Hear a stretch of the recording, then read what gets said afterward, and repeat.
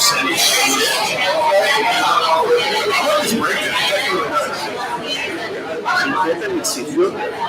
30% local government, 45 for the schools, that's 7, 25. 25 for. Much as I like you guys. 735.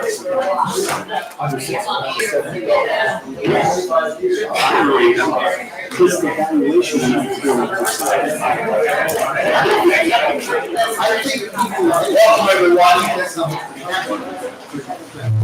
Welcome to the Southwest Council meeting on Monday, November 13th. Would you all please rise and hand over your heart and join us in our Pledge of Allegiance. I pledge allegiance to the flag of the United States of America and to the republic for which it stands, one nation, under God, indivisible, with liberty and justice for all. Please be seated. Fiscal officer, take the roll. Berger. Here. Canton. Here. Kavanaugh. Here. Kawicki. Here. Porter. Here. Bell. Here. Okay. Before we start, two things I want to mention. The ladies, you see there, planted 1,000 daffodils. This is their second time they've done this for us. They did this a couple of weeks ago. That's our cemetery. They were with the Cat's Den Garden Club, and they approached us last year and said they wanted to plant 1,000 daffodils, and we put them right at the corner of one of the corners in the park. And then they came just a couple weeks ago to do this again. So I want to do a shout out to them right away from the Cat's Den Garden Club. Okay, before we do the minutes, we've had you sign in and do the agenda. Please read on the back of the agenda how we handle speaking at public meetings here. This way we can move along quickly and carefully and everyone is heard. There's also people that are watching on our YouTube channel. The microphone that we have here is simply for them. It does not amplify the sound here. So that's so they can hear better when people from the audience speaks. All right, we'll move on now to the minutes. We have minutes from our regular council meeting on Monday, October 23rd. Any changes or corrections of the minutes? Hearing none. Moved by Porter, seconded by Canton. All those in favor say aye. Aye. Opposed? Okay, minutes have passed. We're now at our visitors section. We have two things on the agenda. We knew we were going to be talking about crosswalks, paths, and sidewalks. But then on October 17th, the issue of the reappraisal hit. So what we'd like to do is talk about the reappraisal first, and then do the crosswalks. I would hope that we do not take any action tonight. We have until the end of the month to take action. We have a council meeting on Monday, November 27th. We can take a council meeting. We have a budget we need to approve before we knew about all this appraisal and the information. So at this time, the only person that I know had asked to speak, I'll have Brian Morrison. He will be our first speaker. Brian, would you like to speak? Is this for, well, yes, I'd like to speak on sidewalks and cross. I'm going to have you go first because you had asked to speak. So please come to the microphone and we'll do the usual rehearsal. You'll do your name and address and talk about this. Hi, I'm Brian Morrison, 20 Woodside Road, here to speak about these sidewalks and crosswalks. Anyways, just some rhetorical questions for you guys. Is there like a safety concern for the sidewalks and crosswalks? I can see that crosswalks might be helpful for the folks that stream across from South Ocean Park, but other crosswalks, I'm not sure about them, so there's that. And then I know recently, within the last 5 years, we've widened the south side of Bell Street. And how will the sidewalks affect that? Isn't that enough? So there's that. And everything, because my kids come to from money, right? It does come down to money. So how is it going to be paid for? Is that something that the village will pay for? Or traditionally, municipalities, it's like if you want a sidewalk with maintenance on the sidewalk, it's charged to, 20 Woodside Road. How's it, who pays for it? I did some rough math. It's 2 miles from here to Ridgewood. And that makes it, at 10,560 feet. Usually sidewalks are 5 feet wide, makes it 52,800 square feet. At $9, this is what I got from Forbes.com. At $9 a square foot, it comes out to $475,000. I'm sorry, $475,200 for the project. So how's it gonna be paid? I appreciate your time. Thanks. Right, thank you. Okay, Brian had asked, we always go with the visitors who had asked to speak first. We're going to switch now and go to what I originally said. We'll talk about the appraisal. Tim, we got, what, 1 chair left? Mayor, should we address any of Brian's questions before we move on to the next subject? No, I want to do all the finance issue first, then we go through and handle sidewalks, crosswalks, and paths. All right. Okay, if you'd like to speak, please raise your hand. John Buda, you were first. I'm going to ask Councilman Canton. I did not bring my watch tonight. John, you'll get 5 minutes to speak. After 3 minutes, we'll stick up 2 fingers to let you know that you got 2 minutes left. Sure. So name and address, you know the drill. John Buda, 106 Bayview Lane. 2 topics. One, with regards to the property tax, I ask and implore council to do everything in its power to mitigate the increase in property taxes due to the revaluation. That's all I have to say on that topic. Regarding the sidewalks, I echo a lot of the questions that were asked in terms of where is the money going to come from, who's going to pay for it, and what's the cost going to be long-term, including is additional equipment necessary to maintain the sidewalk over time, plow it, to take care of salting it, etc. So then just how many people are actually going to use it? I think there are many benefits to a sidewalk, but there could be a lot of costs to it as well. Thank you. Thank you, John. Next. Rob.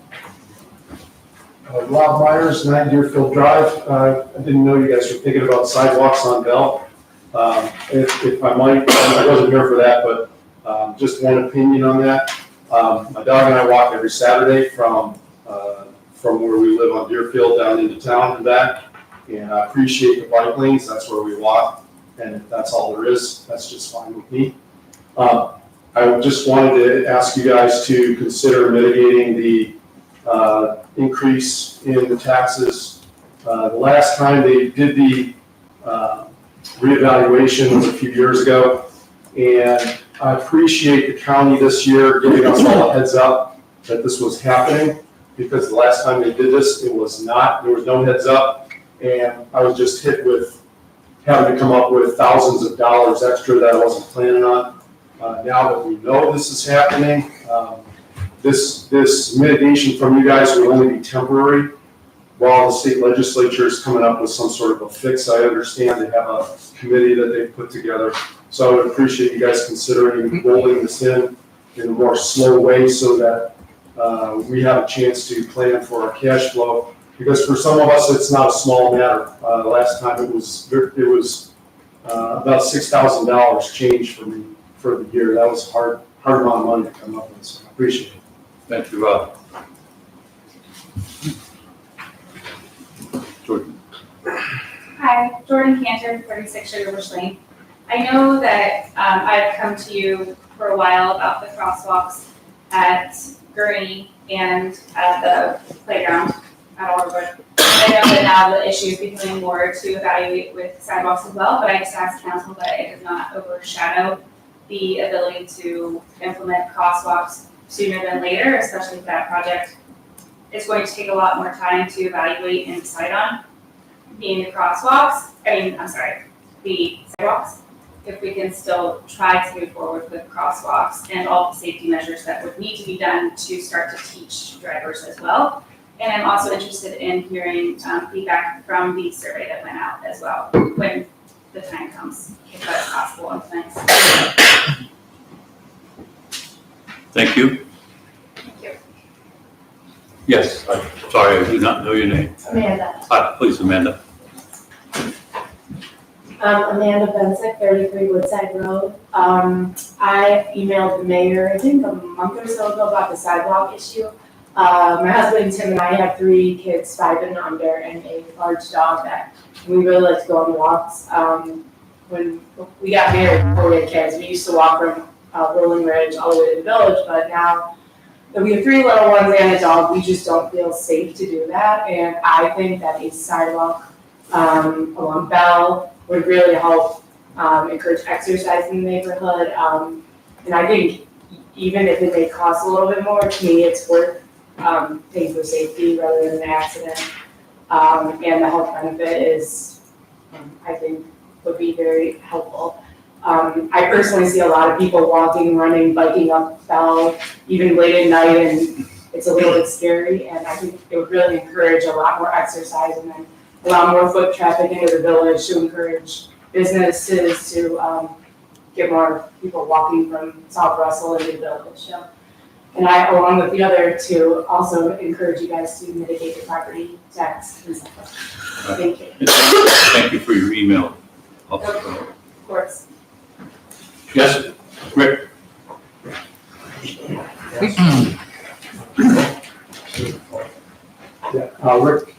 Rick Smith, 36 Forest Drive. I don't know if you remember, but about 10 or 15 years ago, we put together a 503C committee to look for a path from, I think around what is it up here? Suncrest or Sunridge, all the way, at least to the village and to probably Chagrin. And we kind of scoped it out, and we had a lot of meetings. And really nothing went with it, but I still think it's a good idea. I mean, I think we've got this great park here, and connect people to the park and connect people to the village. Chagrin Falls Village, I think it's, not that it's a must, but it is kind of dangerous, I would say. I bike a lot, and Bell is not a great space to bike. And if you can get people to, on Bell, to the park, and then through the park over to Washington, I mean, it could start connecting up these parks and things like that. So, I don't know where the cost is gonna come from, but maybe it's not concrete, maybe it's cinders or something, for now. I mean, the towpath and all that, those are all limestone. Maybe that's an option. So, yeah, that's it. Thank you, Rick. Yes, sir. Jerry Pennock, 117 Countryside, here representing Country Estates. We would like the board to consider sidewalk, especially between Spring Road and the preserves of Chagrin Street. I think it's Alderside, I think it was. Yeah, Alderman. Thank you. Especially that section with a crosswalk that would make it safe for children to cross from either one of those neighborhoods.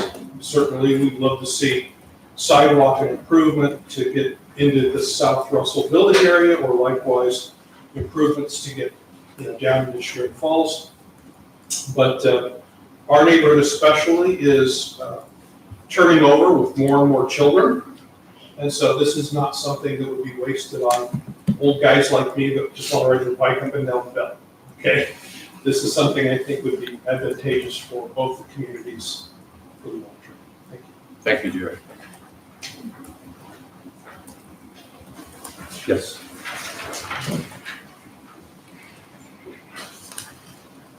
My name is Liz Gross, 1175 Shearbrook Drive, Chagrin Lakes. My voice shakes. My apologies. This is my first time speaking publicly at a city council meeting, but I came here, as so many others, to support the sidewalks and the crosswalks. I also am a mom. I have 2 kids. I have a soon-to-be 7-year-old and a 4-year-old. And they are always out in Sugar Lakes riding their bikes, and we always wear their helmets, and the South Russell police come by to give them the donut coupons, because they're doing the same thing. I don't get it, Bill, but coupon. What's up with that, Bill? Are you wearing your helmet? They see me at 6 o'clock, I'm going up on Bill.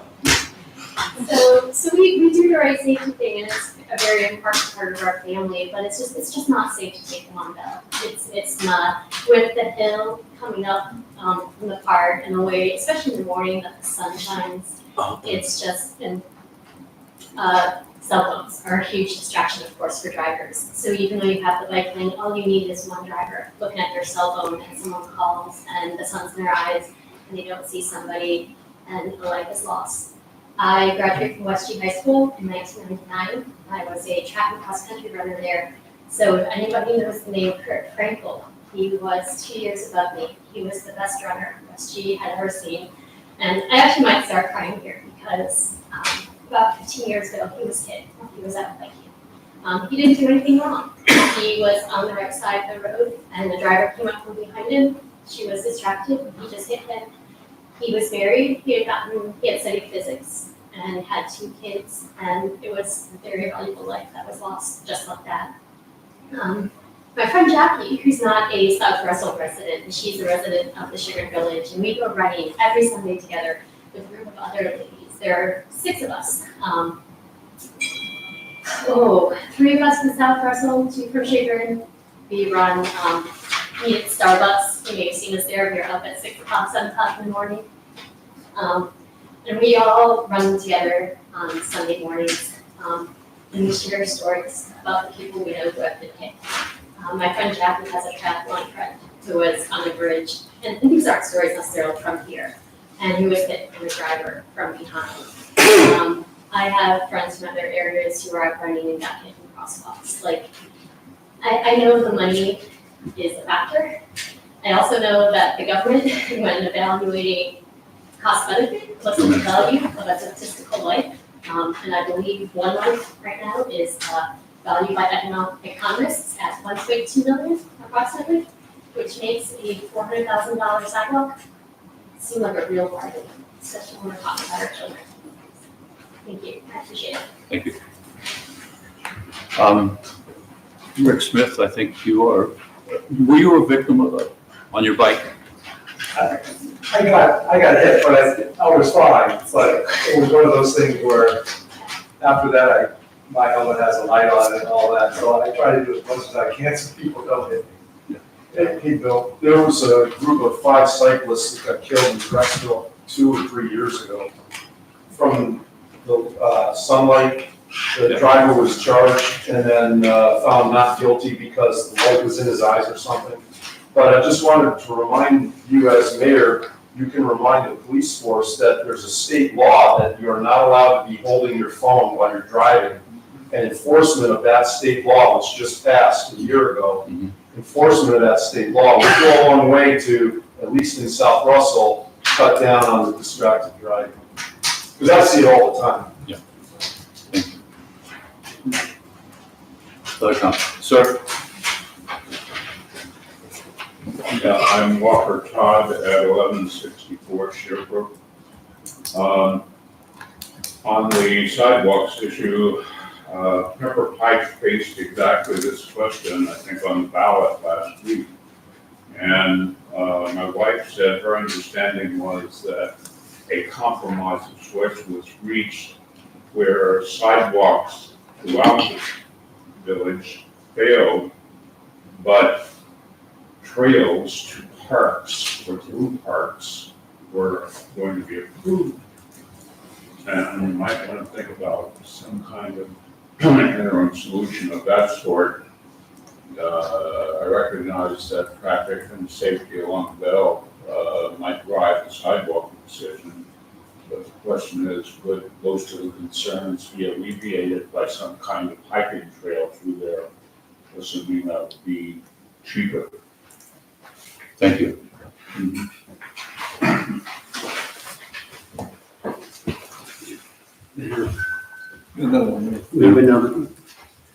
I'm missing a hand. Oh, I'm sorry, right there. Go ahead. Hi, I'm Carrie Schloss, 290 Hickory Hill Road. And I ride my daughter on my bike, she's 4 years old, every day to Gurney preschool. And so we ride up Bell, and it does not feel safe. I just have to say, cars do not go 35. They are going much faster. Sometimes they don't give us space if there's another car passing in the direction. So I've taken to like pulling over, looking over, if cars are coming, I pull over on the side street just for a second, wait for the cars to pass, and then keep going.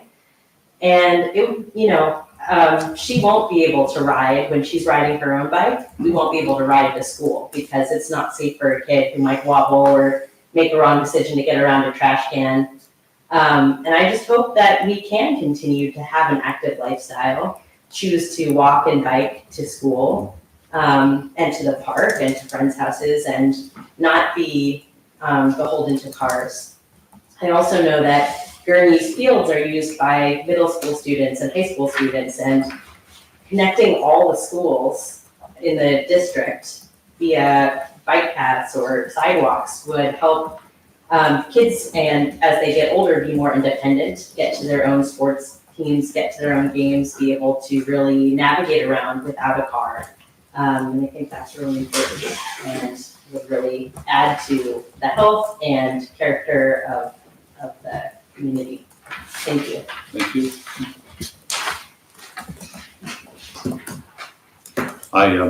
You did mention Pepper Pike.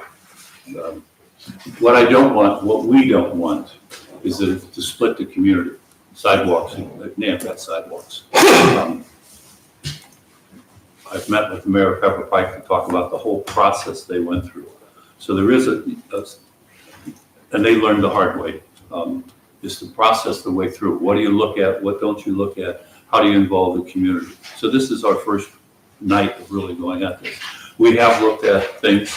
Our engineers looked at the cost of doing things, and we'll go about this very systematically. You're not going to have sidewalks next spring. Okay, just so that you know.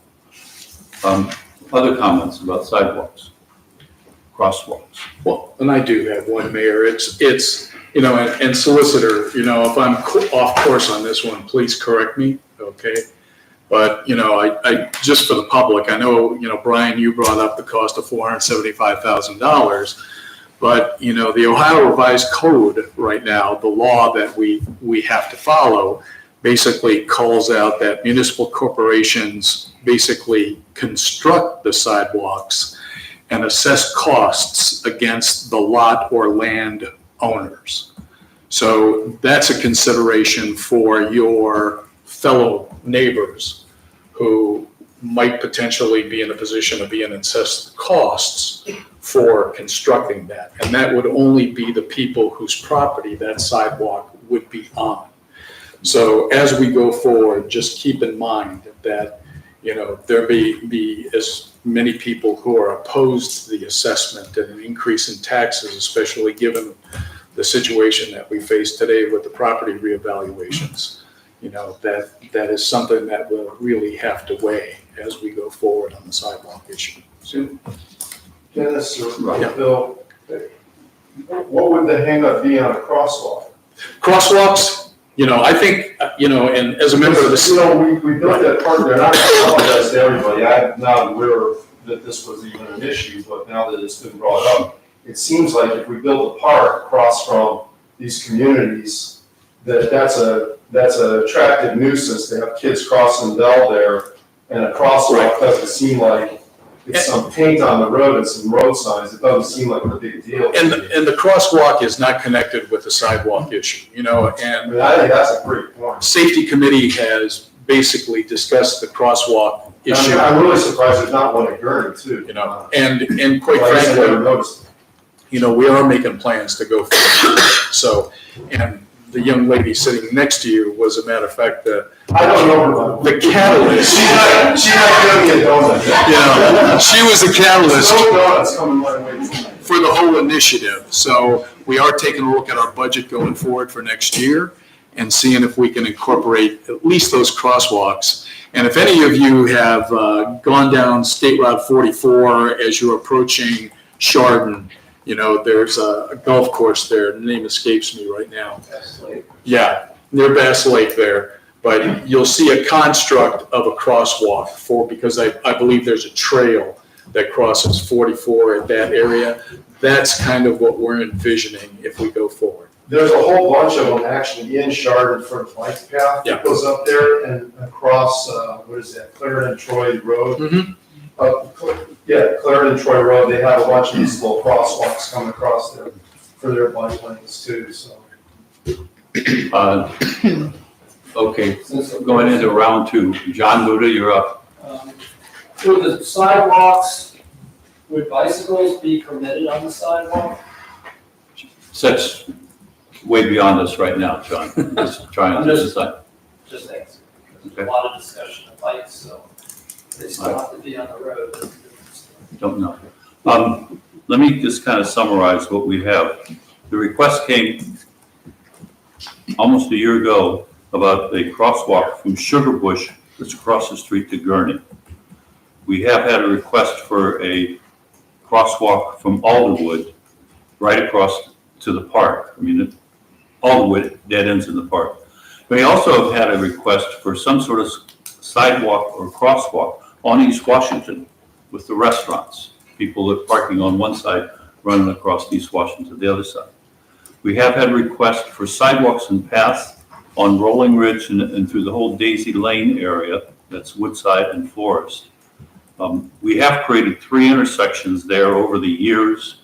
We've added stop signs and we built a guardrail because of the traffic that's going through there. Brian Morrison, our first speaker, his father developed that. I was going to say that. You just stole my thunder. Cedric Morrison developed that. Where's Brian? Hi, Brian. And we have had a request to look at sidewalks or to increase the path that's along Bell Road to the park so people could get access to the park. What we have now is a 40-inch shoulder on both sides of Bell Road. We have received a grant from NWACA for possible improvements of pedestrian walkways. We were going to tie that in with the Bell Road East. Bell Road East is probably going to not be until 2025, and that's, you know, probably by that time it's going to be near $2 million just for the road. So we have a street committee, we have a safety committee that will be looking at these items. We would like any input that you have, anything that, when you go home tonight, you may say, wish I had said this, wish I had said that. Email us back on the whole issue of crosswalks and paths. Look, you know, we'll go about this systematically. Any other comments on crosswalks or sidewalks before we move on to the appraisals? Yes. I just have a quick question. If anyone has explored options under the bipartisan infrastructure law for local grants for sidewalks or bike lanes, or whether this is something that. We haven't even gotten that far yet to decide, but there's money out there. There's so much money out If you there. just go about it the right way, yes. Just one comment on A, I'm totally for crosswalks. But the question of sidewalks on whether or not you'd be running it, or considering it, I know we're way ahead of ourselves, on both sides of the street or singular side. I know when they connected the sidewalk from Hickory Hill down Walters, that was assessed over a 10-year period and spread out to just those, I believe there was 72 houses, give or take, down Hickory Hill and the ones on Walters there. So something to consider if we're looking to streamline or make it a single path or one paper end road. We're very lucky here. We have had people go before us, as I said, Pepper Pike, Chagrin, also our CT consultants. They've done this many times in many different sized communities. So we know what we're going to be looking for and what we may be up against. Mayor, can we get, Yes. what's your name? Oh, Trevor, 118 Countryside. Thank you. Brett was a former councilman in Chagrin Falls, so he's been down this road. Anything else on crosswalks before we go to assessments? Yes, in the back. Please come forward, give us your name and address. You have 5 minutes. Kelly Estes, 26 Kimberwick Court. So I also want to hear about the survey data. I don't know if you have that information to share. And then something else I was going to ask based on what you said. I can't remember what it is now. But I just wanted to say I am also a mother, personal health enthusiast, and a physician in the community. And I see a lot of people, I work in sports medicine, and I would love to get our community more active, and not meaning going to the gym. So I am all about a pathway for my patients to be able to be active and exercise, and my kids to safely get from our house around the community. But yes, survey data, I would love to hear it if we had it. Thanks. All right, thank you. Okay, we're going to move on to the property tax assessment. Couple comments before we begin. October 17th hit us like it hit you. Quite a surprise that this assessment, and basically I think we're talking about 30% for most people for their property taxes. This is an unvoted tax increase. The county, to alleviate the situation, has removed 2 levies. For South Russell, we would receive $195,000 of an increase just based on the assessment. Please know that out of every tax dollar that you pay, we get 10 cents. The county basically gets 20 cents, and the school gets 70%. So there's certain things that we can do. We're going to be looking at different things. I hope that we don't make any decision tonight, but I hope we make a decision on November 27th as to what we can do to alleviate the situation. We have about 14 to 15% of our people on fixed income. So this hits hard, and it's hitting very quickly right at the holiday time. So let's start with comments about the property tax assessment. Please raise your hand if you'd like to speak. Bill, just a question. Yeah, when I talked to the county, they said that the time frame on making this, on the different taxing entities having to make a decision on some sort of mitigation had to be this week. And that's what they told me. Now, I don't know. So that's one of the reasons why I started calling everybody. Our fiscal officer contacted the county and said, we had a Zoom at 3 o'clock today with the chairman, Chris Berger, the chair of finance, with a former school board member, fiscal officer, and I. Well, we talked about what's happening here. We have until the end of the month. And we told them on November 27th, we have a council meeting. They said we would be fine. That's why we want to take our time before we make any action. And I think this is still catching a lot of people. I know somebody said the word was out that this meeting was at 7:30, so we want to make sure everything is communicated carefully and quickly and correctly. Okay. Danielle, as fiscal officer, can you give the essential elements of the meeting with the county auditor that we attended and the impact and what leeway we do have with respect to mitigation efforts? I don't know how much detail you want me to go into. So, stuff that the average taxpayer would find. Okay, so you have your inside millage, which is 10 mils, which is unvoted on. That's based on your property taxes. And then you have your levies, which you do vote on. Back in 1976, there was housing prices changed. So the state legislature put in a law that said levies you bring in that dollar amount, no matter how long that levy, you bring in those funds. So a levy we passed in 1972, we still bring in the same dollar amount we brought in them. So over the time, that may have been a 2 mil levy, excuse me, for you. But over time, you're paying less because more houses are being built, values are going up.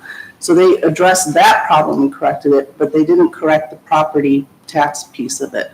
So as property values go up, that's the inside millage that's unvoted on. That's where this extra money is coming in because the housing market changed the last couple of years. So the County Budget Commission recognized the problem. All auditors in the state have recognized the problem, but there's no fix at the state level. So Geauga County Budget Commission asked entities to consider possibly reducing one of our other levies to kind of offset it, so you as the taxpayer will pay basically the same amount. It would just be an accounting thing where we would, this proposed legislation would be reducing what we bring in on the road and bridge levy, and then taking the money we get from the property taxes and being able to shift it over there. It would be for 1 year, in county, the council, if they passed it, could look at it again next year and decide, did the state fix the problem statewide? Or do they want to continue reducing it if they choose to do so? Or maybe, ramp it down over time? So there's a lot of things to consider, but it did come on very suddenly. We didn't know about it. And then there is the deadline that the county has to get everything to the state by the end of the month. So there is a time constriction, and everybody has been working really hard to try to get this done and do it the right way, to try to fix a problem that the best way we can fix it. So that levy usually brings in about $239,000 a year, and the proposed legislation that council may consider is to reduce that by $162,000. Thank you. Comments from the audience about the proposed assessments? Well, Yes, Rob. one of the things I learned this week is that the state legislature has a House bill and a Senate bill that they're working on that are short-term. And longer term, they are putting together a committee to look at how real estate taxes in the state are collected altogether, because it's essentially an unrealized capital gains tax when you're in a period of high inflation and the house prices are going up that way. My increase is around 40%. So the average in South Russell is between 30 and 40, mine's around 40. And, but I don't make 40% more this year just because of that.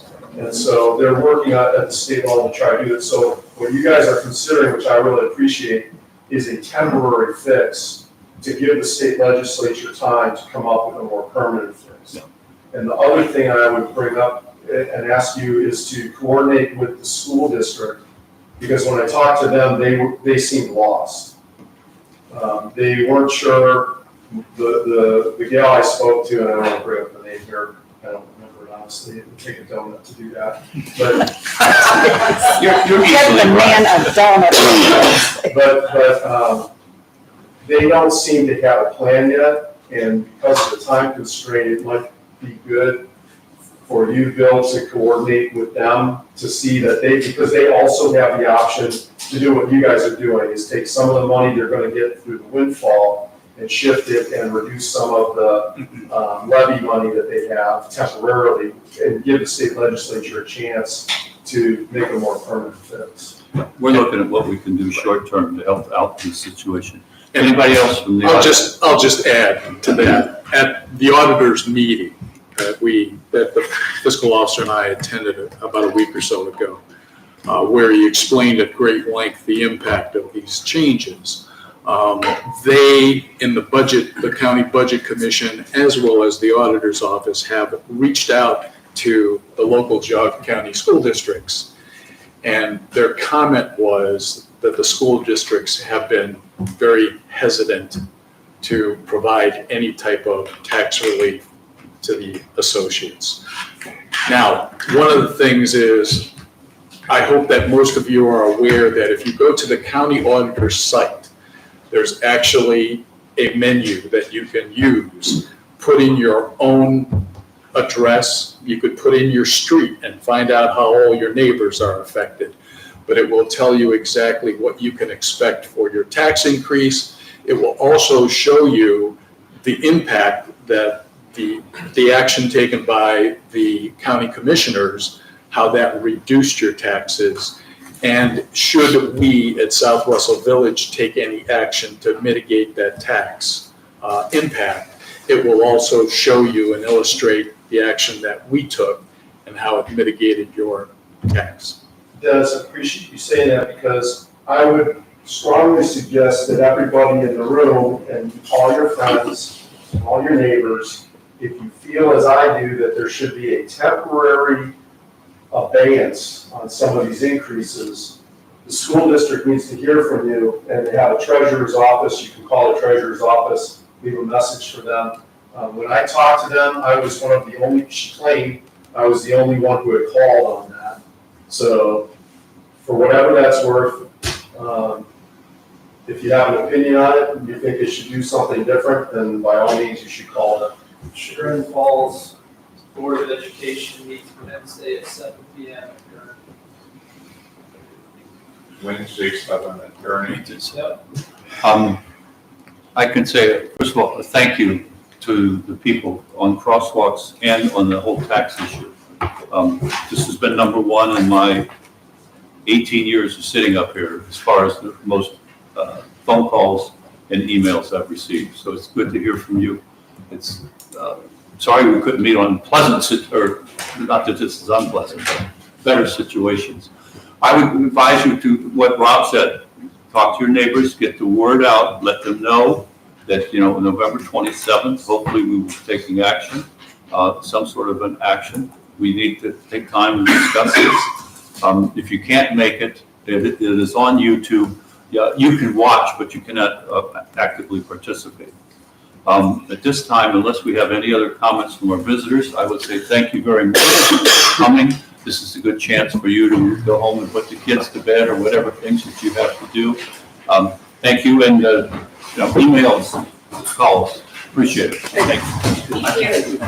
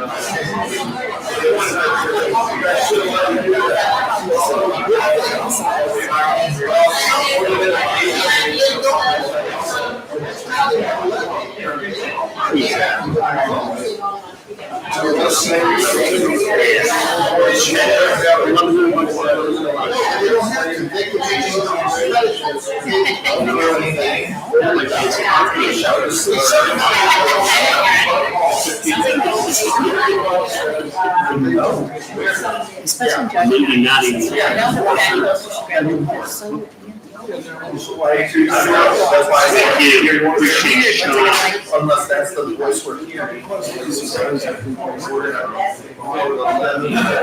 million for the first phase of the project. $500,000 for the first phase of the project.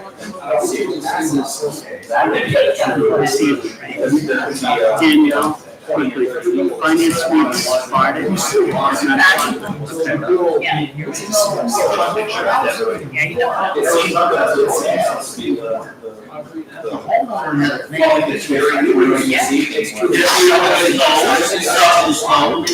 That's also in the Ohio. And once they're put in, it's the homeowner's responsibility to maintain. Okay, everybody ready? Keep rolling. On a very pleasant note, not that this was unpleasant, this was very nice. We had our third annual Veterans Luncheon. We had 5 different veterans we never even knew were veterans showed up, and thank you for the newsletter. The word got out. The next year, we're looking at the Veterans Day is on Monday, November the 11th. That's their one day off at the Sleepy Rooster. So we talked about maybe we'll do a breakfast, and then the veterans would be there maybe 9 to 10:30. That gives them time to get down at 11 o'clock to the village, where there's another veteran ceremony. So we're thinking about that. At the North meeting, I met some people from a group called Power a Clean Future. And they organize small groups, small communities to work together to find out different ways to save money. They're working now with Moreland Hills. Moreland Hills is installing solar, but they also have other ways to look at grants. And again, I think we're going to have to look hard at the sidewalks. There is a grant seminar training coming up at the end of the month. I think it's something we should consider. Power of what, Mayor? Power a Clean Future Ohio. Hey, clean. Thanks. Okay. Between Councilmember Kavanaugh and the street commissioner, they will talk about the Masons fire flagpole that went up today. We have an Eagle Scouts working hard on this project. Eric, you'll be glad to know, is dealing with the history of the interurban. Going through. He's going to have some different displays. The Grand Valley National Park was all organized to have a burn. We had the park committee, some of them were going to go out and see it. And because it's been so dry, they ended up having to battle a wildfire. But we're still trying to get someone to be able to take care of the burn. OPWC meeting is Wednesday morning, dealing with different things. We're a member of that committee. And Wreaths Across America, we are registered for our 3 cemeteries. We will do our ceremony at the same time they do their ceremony, which is on Saturday, December the 16th at noon. We have 2 cemeteries to distribute the wreaths, the Warwick Cemetery and our South Russell Cemetery. We'll invite, we're going to invite Linda Mattern and anybody else that wants to come along. It's something really nice and simple to do, and it works out very well. And I think that's it. All right. Questions of the mayor? I have one, sorry. The Wreaths Across America, I just want to make sure. So there's a agreement that I think needs to be signed with Wreaths Across America where we are the location coordinator. Yes. Okay, and there's quite a few responsibilities, so I'm just thinking that possibly a motion from council, I think would be a good idea, saying that yes, in fact, we are agreeing to this, and then authorizing you to sign if in fact you are the location Okay. coordinator. We'll get the paperwork for the next council meeting Okay. and get that done. It's quite extensive, so I mean, I would definitely recommend that council take a look at 68 pages.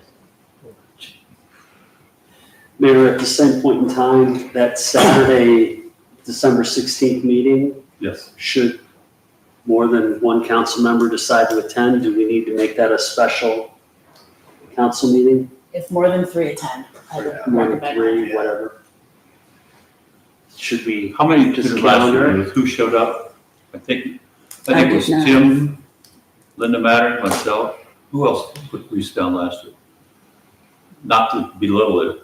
No, I just put it out there. If we calendar it as a special meeting and then we don't have a quorum, it's not a big deal. But if we don't, and we do have a quorum, then it's a problem. Here's something I, just want to throw out there. I think we were all kind of unaware of this 68-page agreement to participate in this national program. Why do we want to even bother participating in the national program if we'd like to put wreaths on our veterans' graves in our cemeteries? I offer that a simple solution would be for us to just, as council, agree to say, we're going to buy X amount of wreaths from Lowe's Greenhouse or whoever, put it out, and then we don't have to go through this extensive area coordinator 68-page agreement. I mean, ultimately, we're arriving at the desired end state that we want without the hassle. So unless there's some overwhelming reason to be in bed with Wreaths Across America, we could have our own South Russell Wreaths Across America wreath ceremony and distribute the wreaths, and your ultimate end state is acquired without having to go through all these legal agreements and expense that's involved with the this agreement. So I just throw that out there for discussion, if that's worthwhile. Is that agreement just for 1 year? No, I don't think so. I'll have to check again with the actual term. Okay, Did anyone But I will look. receive an email last week or so from Reach Across America? I did not. No. Okay, now my wife and I did. Okay, so we have the option to donate. Had you donated in the past? Yeah. That's probably why you got it. Yes, yes. And, but your idea, to me, makes a lot of sense. You do it at the same time, the same date. So you've accomplished the same thing, the intent of the reclaim. Why not? And you could get a nice wreath, maybe even at a cheaper cost, but you accomplished the mission without all the bullshit, excuse me. But, Do we have a list of all the veteran graves? Yes. We don't, Approximately how many do we have? 15, maybe I don't know off 16 the now. top of my head. 86, did you We say? had 15 last year. I think we got 16. I think there was one this year. Can we take the 2 weeks and read the agreement, at least to see what it says before we say we're gonna go off on our own? Sure. If it's a 68-page agreement, Yeah. I mean, that's more than the Treaty of Paris that ended the American Revolution. I can't imagine that on earth a 68-page agreement is needed for the simple object of laying a wreath in a veteran grave on a certain day at a certain time. Well, it's part of the whole ceremony, right? So, I mean, when you read it, you'll see it. Now, the actual agreement is probably 7 pages, but it's part of a 68-page handbook. I mean, you have to know the policies. Well, it's probably for the huge cemeteries where you don't want old ladies like me tripping over gravestones, and if they do and they break their ankle or God knows what. But there's definitely protocol as to what needs to be followed. So and that's you can't pick and choose the protocol. Oh, no, and that's what you sign. You sign as the, location coordinator that you are adhering to all of these policies. So whoever it is, and Chris, to your point, it looks like it's a year. So in other words, we would have to sign up again next year, 2024, that I'm reading at least right now. So if we would happen to say we want to do this for the year, then next year we could say, no, we're going on our own and doing our own thing, or whatever. But at least let's take a look at the agreement first. And maybe if we had a longer Treaty of Versailles, maybe our enemy wouldn't have come back and burned down our capital. Okay? We burned one of their cities, they burned ours, they think they're more even. They're not, but anyway. So we'll access to the, all We've the, only been more accurate. all the paperwork will be sent out to you and be prepared on November 27th. We'll take action. Thank you. Okay, fiscal officer, you're up. I distributed my report to Mayor Council on the questions. It's been quite busy here trying to get the handbook done and trying to get the budget done, and I'm still waiting on numbers and then dealing with the property valuation and end of year stuff and getting ready for next year. So we got into budget stuff. I don't know if you were gonna go over that, Chris, and finance, but some of the questions I had.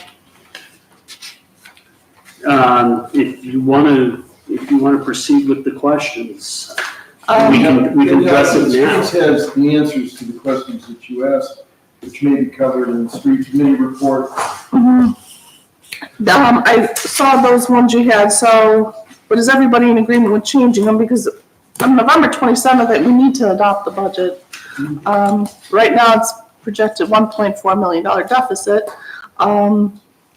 I know the street committee was saying to reduce the road program from $650,000 to $350,000. Yes. My question for the engineer is, the $180,000 for engineering for Bell Road, is that expected in 2024? Those costs? Expected in 2024. So then that brings us back up. And the service building roof estimate would be 24,000, as I recall, Tim. 23 and change, right? For the roof estimate, it was like 26.7 is the number Chris gave me today. Is it, but it came down. Well, it was 33 or so to begin with. We had 3 quotes from That's 26. just 3 quotes. Yeah. The first one was the 33. What was the lowest? 26.7. Is that the low? I thought it was 23. No. I thought it was. There was a split in it, and when they put a deposit on part of the quote, and I didn't see that right away until I looked over the entire.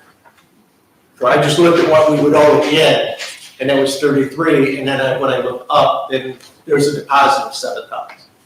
So. Okay, so the 26th and change is the correct number? Correct. So are we keeping that in? Because properties committee told me no, and street committee is saying yes, so. Well, that's the issue then. Are we getting the solar panels next year or not? We're not even at that point, are we? We're not, I don't know that we will. At the moment, we only have one proposal, which in my view at least, is not adequate. We have a second vendor who may provide a quote, but we're in the planning stages here. We're not in the construction phase. So to answer your question, I'm not sure, but it's been 30 years at least since the service department roof has been done. It's not, the shingles aren't falling off, it's not leaking, we could probably go another year. We certainly could, and we could plan for the solar the year after. We can certainly do that. So if we're inclined to delete the service department roof, we can do that and do solar if we're going to do solar in 25. So take it out. I'd still take it out. Yeah. Okay. And then, I had stormwater easements are estimated at 10 to 15,000 each. Is that already in the budget too? Yeah, We know. we're not doing that. We're not doing that. Variety weighed in last week about that, where I don't think they're necessary. Right. We found an alternate approach, which the solicitor confirmed with the county as to how to do these things, such that we don't need the surveys at 10 to 15,000 a pop. And that's the route we're going to take from the Public Utilities Committee in searching for the easements to be executed by the various homeowners and property owners over the next year or so. Whether they do or don't, we'll find out, but we're not going to be spending $150,000, $200,000 on surveys. We're not going to spend any of that. We're hoping for voluntary compliance. We'll see what response we get. Okay. And if I've misstated anything, Chris? No, you're good. please. You're good, I'm with you. Danielle, give me a summary, what have we pulled out so far now? The 10 to 15,000 for, the easements, but I don't know if those were already in or not, because we have so many stormwater things going on, so I have to go back and look. I don't think it was in. I don't think it was, because I don't think we had a number at the time we did the original budget. And then we're adding in 180,000 for, the engineering for Bell Road East. Yes. We're taking out the 26,700, I think I had it in before, 25,000 for the roof. Take that out, yes. That's coming out. Belly's culvert replacement, 140,000, 18,000 engineering. Is that for 24? That is for 24. Yes. So I don't. 148 or 158? Yeah, we have a 115. PWC grant for that. And, is that a reimbursement grant? Yeah, no, Pass through? yes, absolutely, but you still have to account for it. Mhm. Then the road program, you reduced it to 350,000 when we have to add back 36,000 for engineering. The salt dome is 680,000 with an additional 60,000 for engineering. Okay. Street Commissioner, let me just ask the question.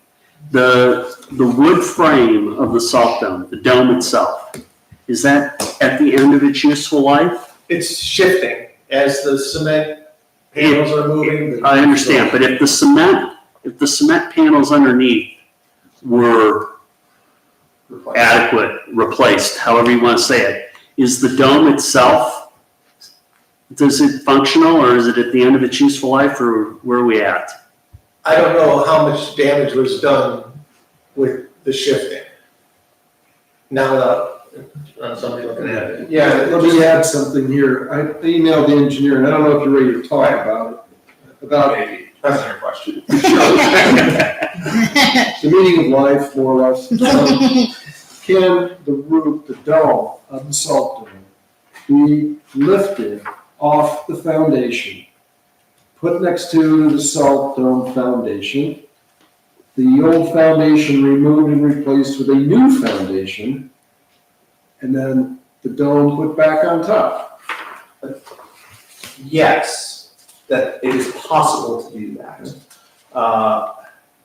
Back to Councilman Berger's point and the street commissioner's point, the trusses or the framing of the dome itself appeared to have pulled apart in a couple of places because it's anchored to by a sill plate to the concrete walls, the foundation. And as that foundation has started to come apart and shift, it has pulled the roof accordingly.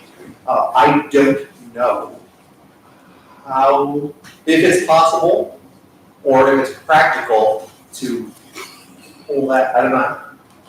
Without digging in a little deeper, I don't know if it's possible to salvage the framing of that roof. Depends on how far it's pulled apart and if it can be pulled back together. So at least at this point, it seems we need a new salt dome. At this point, it seems yes. We could simultaneously investigate whether we can actually lift it. Correct. Maybe we can, but I'm sure there's no eyebolts or whatever for this purpose. No, we'd have to have a growth ramp. And we'd have to reinforce the inside, we'd have to build a couple struts to reinforce the inside of that dome. Cut around the sill plate where it's anchored to the sill plate, and then pick it up, set it down. At that time, we can make whatever reinforcements need to be made to pull that thing back together and gusset it, put a panel, plywood panels on the inside around the base section was one of the things that got back to me from our structural department, and then lifted back up and set back down. So it is possible to do that. So whether it's feasible or advisable. Right, that remains to be seen. So maybe for now, we leave the 680 for the new dome. And then at some point in the next few months, we hear from the engineer about how lifting the old dome might be done. And at what cost. Correct. I mean, if it's 600 to do what we're talking about, then it's not worth it. Then you might as well dynamite this thing. Right, but if it's, $150,000 to do what we're talking about, then all of a sudden that becomes very attractive. Indeed. So let's pursue both and keep the 680 for now. I don't need an answer, but here's a question. How do you take a loader in for years? That thing was here from my first time on council. How do you continue to use a loader and with a heavy load and not hurt the sides? It's just a rhetorical question. Somebody will answer it later. Well, each new structure that's built has a service life. And for 30 years, that foundation for the existing salt dome has really taken a beating. And it is now at the end of its useful service life. Yeah, it'd be like driving your car into your garage and hitting the wall. Every time. I hit our sign of 4 from 2020. I have done it. We all have. The engineer that looked at it made mention that now when they build salt structures, the rebar is treated and to prevent rust due to the salt. Those were not treated. They didn't do it back then, and that's why their life is coming close to an end. Well, I do recall we did the roof on the salt dome 15 years ago, maybe? I don't think so, maybe 10. Yeah. So we did actually put some money into the roof, but nothing has been done other than shoring it up for the foundation. Correct. So let's do 680 and investigate this and see if it's actually feasible or desirable. Yeah. Okay. Or if there are, even if it's feasible and it turns out to be desirable, are there contractors that can and would be willing to do it? That's another layer that I kind of need to include when I'm, thinking around these ideas. And a lot of support to lift it, if you even can. If you even can, and you're starting to get into some like rarefied territory of building contractors that can and would be willing to undertake that. You could figure this out in 2 weeks, right? I probably could figure it out in 3 or 4 weeks. The engineer that looked at it also, after Councilman Glicky brought up repairing to replacing, the quote, just a spitball quote was 40,000 to repair the concrete. Yeah, To reinforce it. to reinforce it, that was with a carbon fiber band, basically, That wasn't to keep it from spreading any further, which the streets department has done, but the shoring and the soil has been added around it. That achieved the same thing. So a long answer to your question, Danielle. Yes, let's keep the 680 for now. Okay. So Danielle, we are still at 1,078,000 according to my numbers. Well, there's something else, and I'm sure we would have gotten to the streets was, we are going to forego the vehicle. Correct. That we had planned on next year, and move it to 25. I think that saves about 140. Well, we were shifting back and forth with the 1 ton to the backhoe because of the issues that's coming up with the backhoe. And the backhoe is 131,000, and we could do a $5,000 repair and be okay with that for probably 2 years. That's what we would do rather than. And that would reduce your deficit, but just so as a reminder, we do have a fund now for special equipment. So there's money in that fund that can only be spent on large equipment. Such as a 1 ton. But that's not is that a restricted fund It's or a reserve restricted fund? fund. We've been putting 100,000 in a year into the special equipment fund, so we have 200,000. Next year we'll have 300,000, and it can only be spent on the large equipment. So while taking it out of the budget reduces the overall deficit, that money can't be spent on anything besides large Sure, equipment. but we could get the 1 ton with that money. With that, mm-hmm. Right. So instead of the loaders, backhoe rather, we would be doing the 1 ton with that restricted money. But taking the 140 for the backhoe out. But that's chump change compared to mill plus. Okay, sure, million here, but still, you're talking about real money, this is Congressman sitting there. Okay, so now we have essentially $1 million deficit for 2024. Yes. Now, Bit less, a bit less, maybe. but maybe, depending on the factors we don't know yet.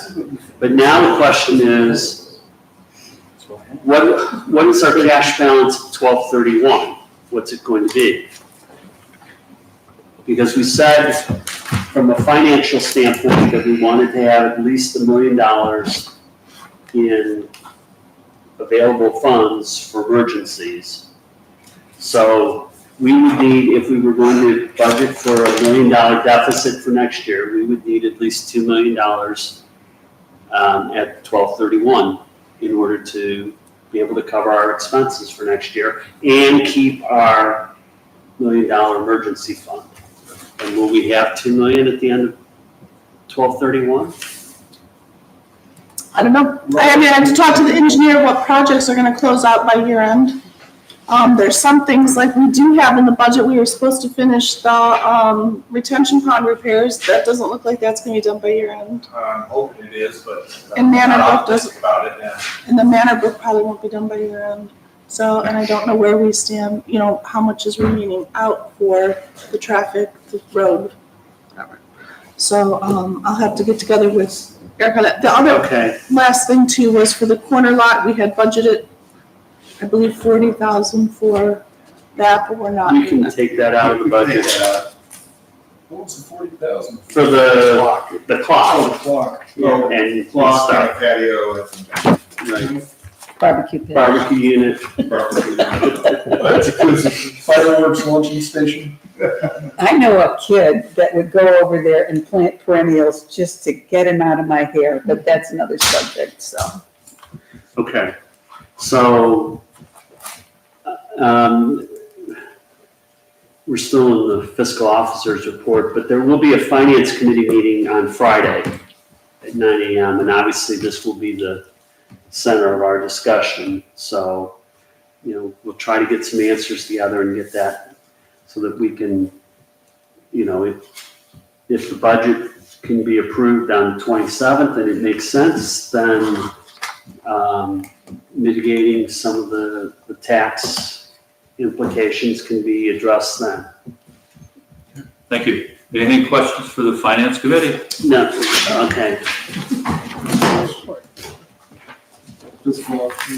Fiscal officer. Oh. Yes. And then I think I explained too in my report that for the signers for Star Ohio, that's the legislation before you tonight. Currently, without having a fiscal auditor, I'm the only signer. We have to have two. So the legislation would authorize whoever is on the finance committee at that time to be the additional signers. In the past, you know, we've had the chair of finance sign checks. in We have both emergencies. people, well, because now we don't have fiscal auditor, so it's just me, so we have three people because it requires two. So if one person's out of town. But that's a different codified ordinance regarding the signers of checks versus It is. the Star Ohio. Star Ohio is very different as far as what they can and can't do. It authorizes them to transfer, do all sorts of things, not just sign checks. So the signing of checks is remaining the same as it has been for, I think we changed it fairly recently. maybe When Adam left.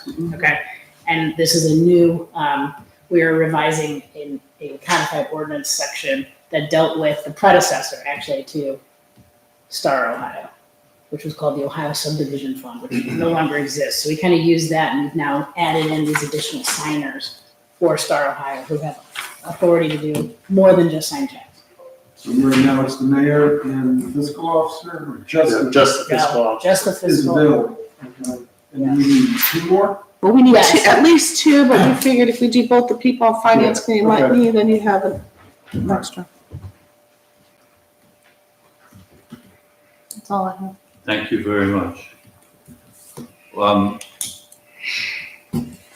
Anything we can take off your plate?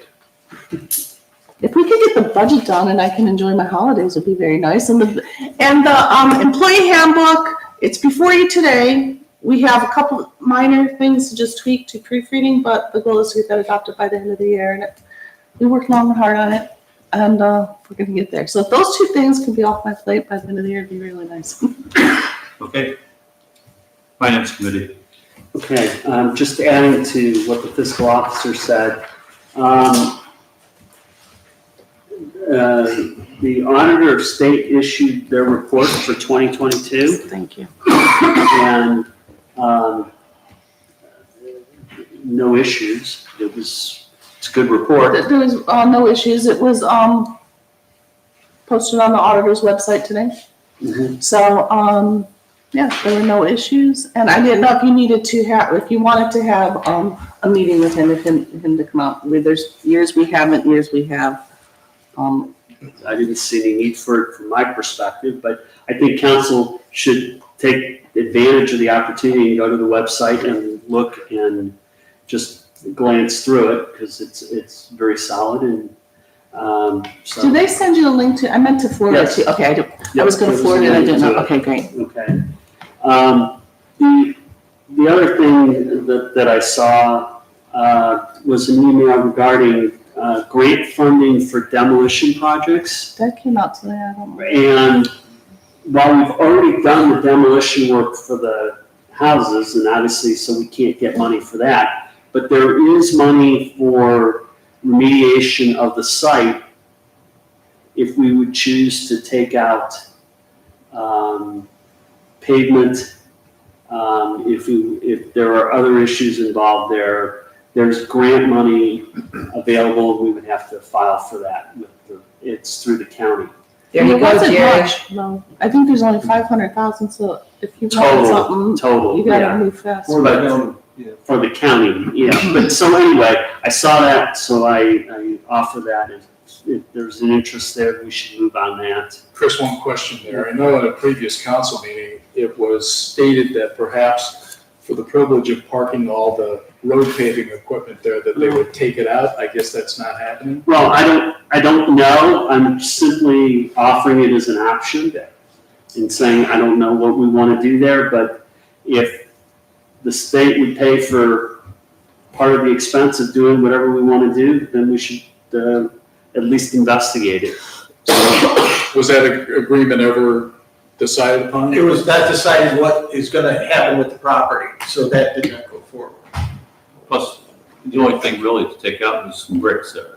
No, it was the pavement. It was the parking surfaces Yeah. that were Taking out like discussed. the impervious surfaces, right? Right, that was what was discussed at the previous council meeting, and allegedly, we were investigating for the privilege of parking all their road equipment on our property, that they were gonna do that kind of a quid pro quo.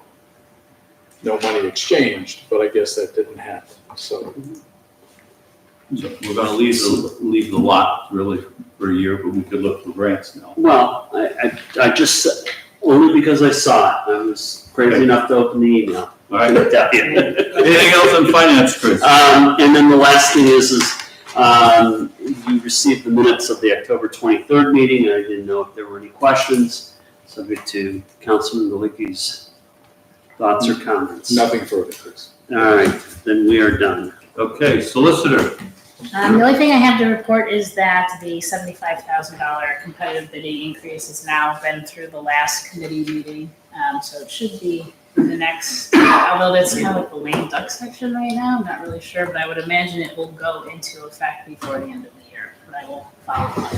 I missed that, Bridie. What's it? We were left out of the state budget bill when they increased the competitive bidding threshold for all political subdivisions, except for villages without administrators. Yeah, you did. And so it's finally now getting back into, and it just passed one of the Senate committees, so it will now go forward, I think.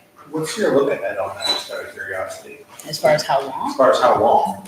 Well, it's $75,000 for the threshold, and then Right. each year it'll increase by 3%, Okay. as I understand the way Okay. that's written. So that could be a good thing. That is a good thing. Right. When can I build a $74,000 project without having to bid? My hope is it'll be in before the end of this year, and then it'll go into effect by January 1st. Actually, it might, no, it won't be retroactive. It'll probably be January 1st. Early next year. Correct, yes, Okay. I believe so. Thanks, I was just out of curiosity, it doesn't affect anything that we're doing here or that I'm doing anywhere else, but But it could. it's really nice to know that, because small municipalities can save a lot of money by not having to go through the whole big documents, and we can do the whole contracts, the same as they always are, but, okay, we got 3 quotes for 3 contractors that we like, and we know are competent, and here they are, and we move forward. Yes, exactly. That's just a time saving thing. But that's it. Anything else for the solicitor? Nope. Solicitor, please give a kudos to Thrasher Dismore Dolan and to Todd Hicks for this summary of issue 2, what we can and cannot do, and it's a very quick heads up. Thank you very much. All right, engineer, you're up. The fiscal officer would be very interested in really all I have to report tonight. The traffic signal, we're in the midst of closing that out. That came in at $240,921 even, which for council's interest is $372 less than the awarded contract amount. So I said we were gonna be a couple $1,000s over, turns out we're $372 under. The road program similarly, I said we were gonna be squeaking in real close this year. Our awarded contract amount was $492,268, and it looks like the final tally is coming in at $490,020.30, so $2,200 and change under the awarded contract value. So we'll get those closed out this year. And I'm so close to having my annual PCR rating compiled for the roads as they currently sit in their present condition. By next Streets Committee meeting, I'll have those for the committee's consideration. And that's all I have unless there's any questions. Questions of the engineer? Can I ask a question to the engineer? Sure. The survey for the Chillicothe ditch project? Yes, did anyone from Streets or Utilities email me back? Okay, I didn't get that email. You're talking about the behind the children? Yeah. The survey cost was like $4,600 or something like that. Yeah, something like that, yeah. 4,800. And the question was, can you go forward? Do you want me to do it or not? And my response late this afternoon was, let's bring it up at tonight's council meeting for discussion, and then council will decide whether to go forward with it or not.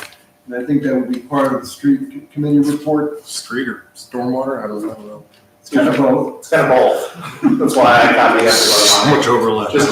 Just for council's edification, there for the past week and a half, I think, I have been unable to receive any email that comes from southrussell.com had been blocked. We have a bug. Was not getting it.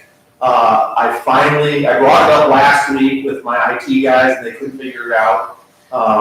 Danielle, do you do the website stuff? The chief is, working with our website people to find Okay, out. because my IT guy said, I finally figured out what it was. And it was something that, it was some protocol, and I was beyond my level of pay. But I will forward that to the chief, just so he knows that your domain at southrussell.com does not meet whatever current website protocol, email protocol. And that's why nothing was coming through. But they kind of did a workaround today to make it work. So from here on out, I will be receiving emails again from southrussell.com. But I didn't get your email, Mark, so. It'll come up in the street committee. Okay. Which is next. And we do have a meeting with ADP tomorrow, so. I'll forward that here this evening. I'll send the chief copy you, just so you know what the issue was. So it doesn't happen again, I guess.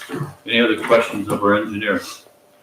Eric, do you think Mr. Excavator is gonna reseed the area and remove the erosion control fabrics at Manor Brook this year?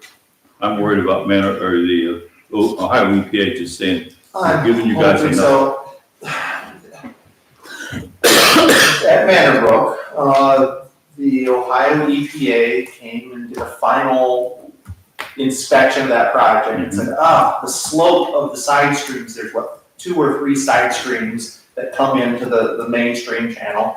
The slope of those side streams is more steep than we would like to see, and we're worried that it will cause future erosion.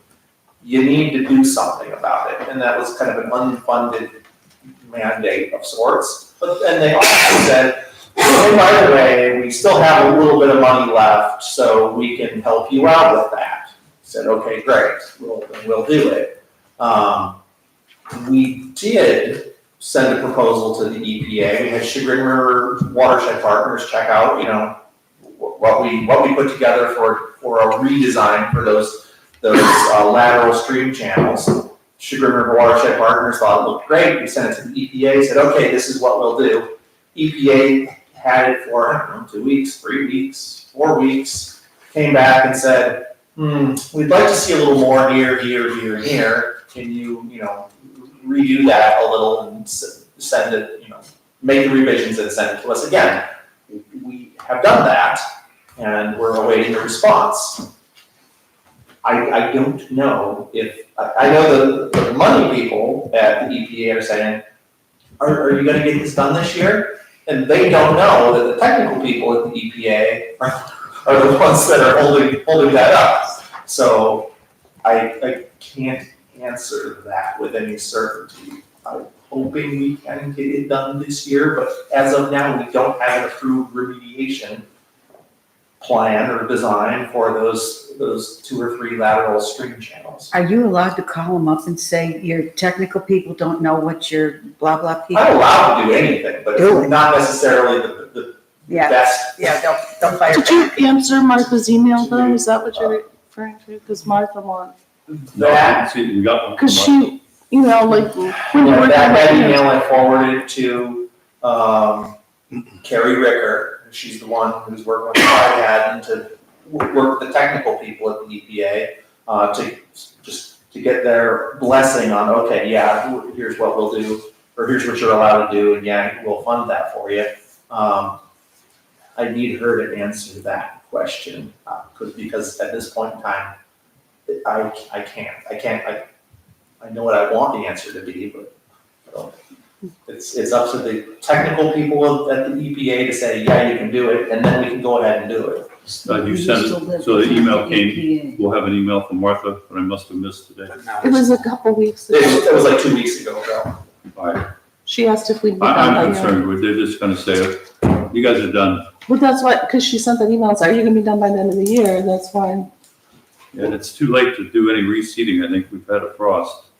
Maybe with that's also on the, right, your ordinance says is extending the contract really with Chagrin River Watershed Partners. Maybe they can assist here? They have Okay. assisted, yeah. Okay. It's one department at the EPA is telling us, no, submit again, and the other department at the EPA is saying, have you spent the money yet, is it done? That's kind of where we're at. I'm gonna stick my nose in this one. I'm worried about it.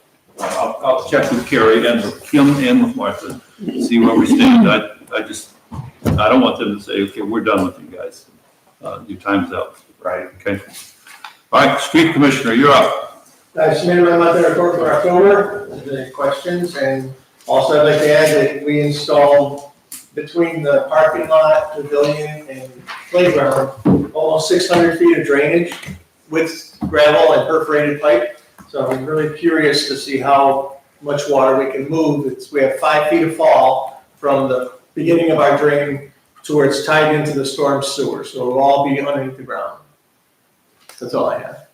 And when you look at that, the park looks completely flat. You can't see it. Yeah. And it's 5 feet. You or Ruth are together, want to talk about the, the Mason's flagpole? You want to do that now? Sure. This morning, after months of work, the Masons, and we only had a couple of them there, Larry Moore and Bill Miller, did a dedication to the nice man that donated the money, Dave Toole. Dave passed away last week, but he funded this entire project. It was very nice. Larry did a very touching little talk about Dave Toole. The flagpole is up. I am going to see how bright it is after this meeting. We're still awaiting the bench and the plaques, and we want them in before snow flies, and so does Tim. But it's right on the south end of the park, and we just want to thank the Masons deeply for their donation. It was very nice. Mayor was with us as well. It's a good morning. Okay, any questions of the street commissioner? Street committee, you're up. Okay, Streets Committee met on November 3rd. The two big talking points resulting from our meeting have been covered, and that would be the sidewalks, which we had our guests today speak on, and also the stuff related to the budget. Fiscal officer stole our thunder on that one. Thanks. So the only thing remaining would be as kind of mentioned here by the engineer and Mark, is a little history lesson. I won't do the Treaty of Versailles, interesting thing like Mark. But history was that we had there's a channel there, drainage channel that goes east to west between Bell Meadow and Chillicothe. The village did not did not clean it up as they were supposed to over the years, and caused some backup into another drainage channel that runs behind 5105 and 5125 Chillicothe. In order to really understand what would need to be done to rehab that area, a survey would need to be done by CT. They are estimating the cost for that survey to give us the existing conditions would be about $4,800 in council. If we so choose to move forward, CT can execute the survey. How quickly would that survey be done? A couple of weeks from now, give us a better understanding of the clean out that needs to be taken care of.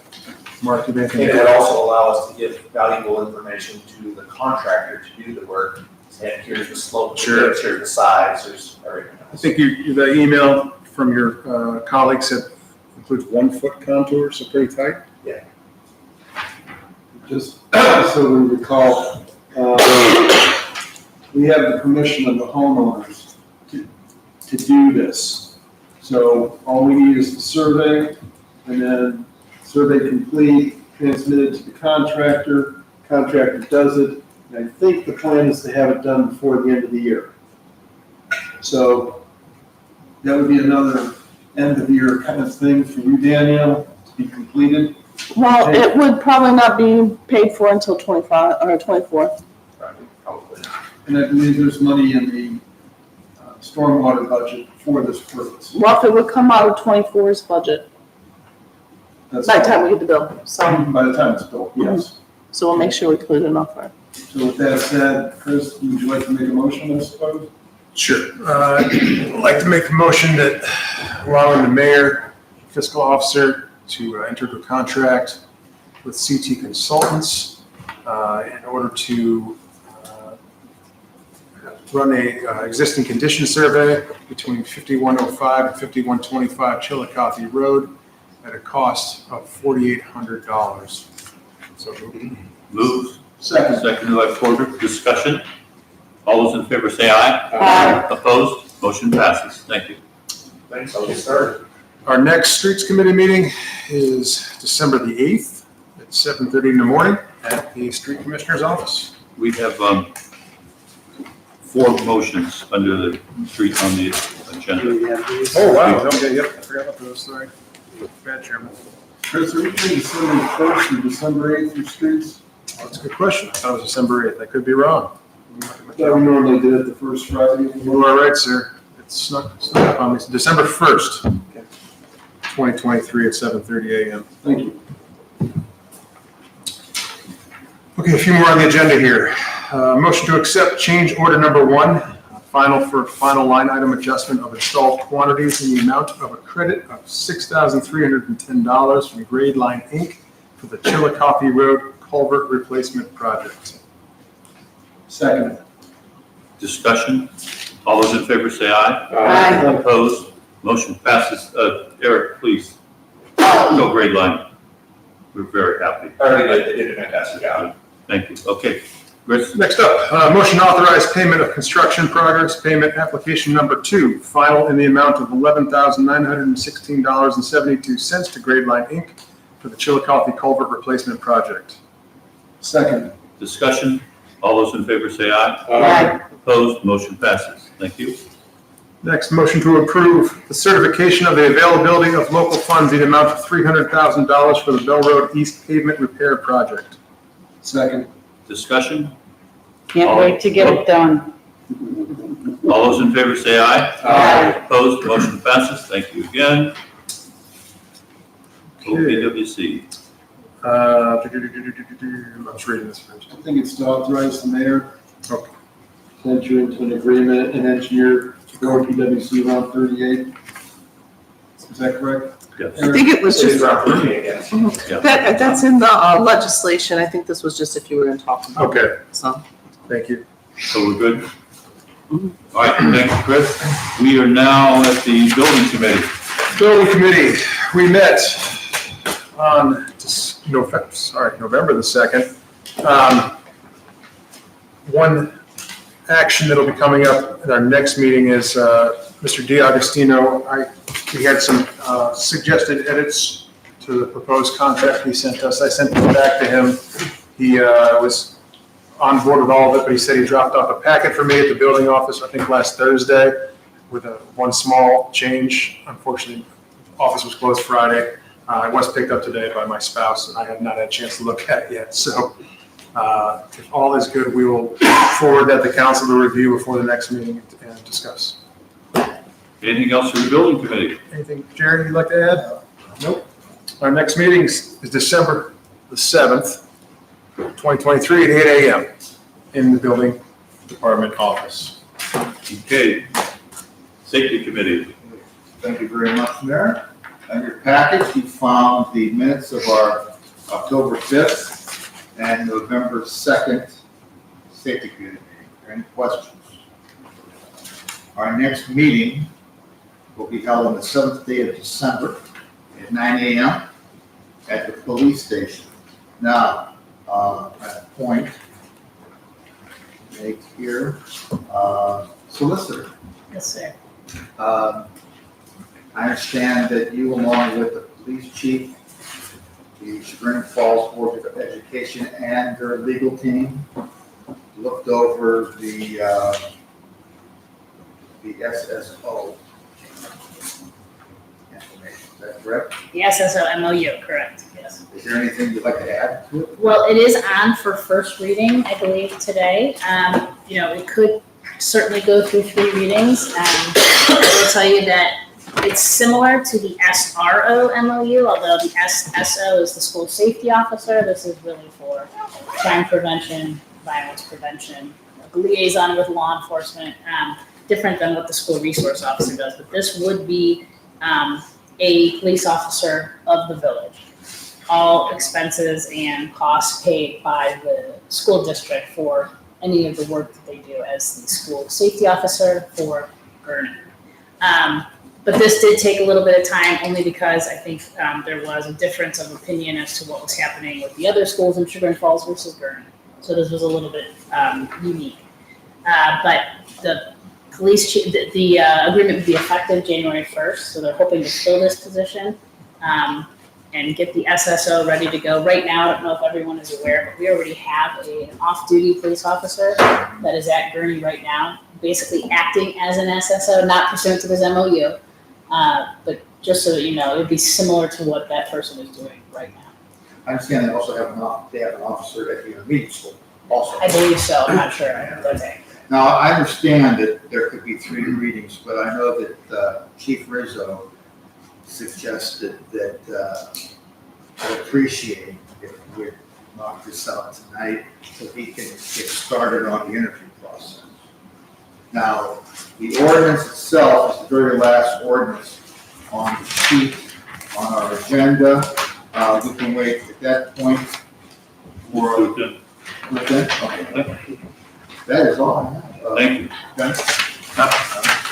Do you, have you seen the results of the survey about the crosswalk that, No. okay. Eric, thanks for whatever you did at 807 Bell, getting that drainage work to get that house. I noticed they went back like 2 or 3 times with different things, and now it's like a little wall to get it solved. It was very nice of the neighbors, their patience. Okay, no questions of the building committee? Pardon me, that was the safety committee. HR committee. HR met on November 2nd with our friend Jim Budzik of Mansur Gavin, and we hope we are at the very end of this long trail. Danielle included in your packets, and I hope everybody was at least able to peruse them. Some of the changes, and I know you're not going to read it word for word. That was what our committee job, our task was, to get that done. But the parts that you feel are important to you, you may want to read them and see if there's some changes that you need to be made. And if I understand it right, we're introducing this tonight, are we? Yeah. And we're going to give it the 3 readings just to, make sure that everyone's happy, that they can live with the document. And what it does, and I wrote this in the minutes, was the goal is to repeal the 2017 version, not throw it away, just have revised it so that it works a little bit better for us and our employees. Chris Berger, anything to add to that part? Okay, so to clarify, the legislation tonight will repeal the previous handbook. I don't know that happens tonight, just in the end. Well, that's it the will be end introduced result. tonight. The legislation would repeal the handbook as passed. And then the handbook that has been created now will be a live document that will, upon the motion of council, be changed from time to time as it needs to be without introducing additional ordinances Yes. to amend it. Although tonight it will not, and No. after this reading, technically it will not be repealed, it will be restated. Restated. No, it sounds There's silly, okay. it's a technicality. It's I not did hear technically that, repealing okay. it, you are restating with the revised and updated employee handbook. And then from Okay. that point forward, that's exactly right. Then it's a live document and it can be changed in a more, a simpler fashion, let's say it that way, so everyone understands. Thank you for that Okay. clarification, yeah. Okay, that's all I have. In addition, we want to compliment our employees because 100% of them, the fiscal officer said, got their annual physicals and they're going to continue to do Last this. year, but Last yeah, we're still wrapping up this year, but yeah. Okay, well, they better wrap it up. They better make those appointments and get it done. The notes are there for everyone else to read, and I think That's it. We are also looking at adopting a different evaluation form for evals to be done of employees. Next year's project. Yeah. Okay, Ruth, we do have a motion to approve the payments of the employees with the physicals. I move that we approve payment of physical exam incentive in the amount of $250 per employee for 2023. So moved. Second. Discussion. I have one question. Now, initially, was it $100 initially, then we It was bumped it before we changed it this year, yeah. to $250, so the profit motive worked. It did, and hopefully it serves all of our employees. I think the financial reward, but plus the idea that there was no gimmicks here. This is just an honest, nice thing we're doing for you. Absolutely. Yeah, it's a good job getting this done. All those in favor say aye. Aye. Opposed, motion passes. Okay, we're at the property committee. Ruth, you're still rolling. Yes, and let's see, we discussed the Mason's nice gift this morning, how happy that makes me. That touched me, what was said and done there today. My minutes of 11/2/23 were passed out, and gee whiz, perhaps I should review them again. Salt Dome, tired of hearing about the Salt Dome, but that's got to get done. Space for the drone mobile. Rough, we've gone over most of this. Jerry's clock. 3 trees were planted, Manabuk, done. We will meet again. Both committees will meet on 12/7. Properties at 10 a.m. on 12/7 and HR at 1 p.m. on 12/7. All come. Questions of the, go ahead, Jerry. If I might make one change, very minor, toward the bottom, Canton discussed newly vacant lot on northwest corner. I believe that's southeast. Is that the southeast corner?